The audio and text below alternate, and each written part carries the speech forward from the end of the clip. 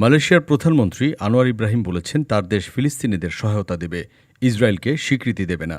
Latin আমেরিকার দেশ পেরুতে 15 November Asia Pacific economic কোঅপারেশনের সংবাদ সম্মেলনে আনোয়ার ইব্রাহিম এ মন্তব্য করেন।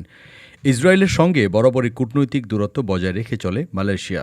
এই নীতিতে পরিবর্তন আনতে চান কিনা এমন প্রশ্নের জবাবে তিনি ইসরায়েল ও ফিলিস্তিন নিয়ে নিজের সরকারের আগের অবস্থান পুনর্ব্যক্ত করেন।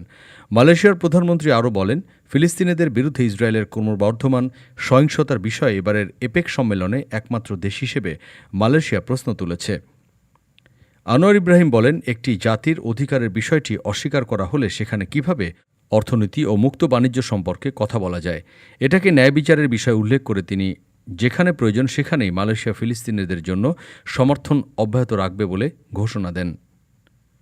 ডেস্ক রিপোর্ট, আজ বার্তা, ঢাকা।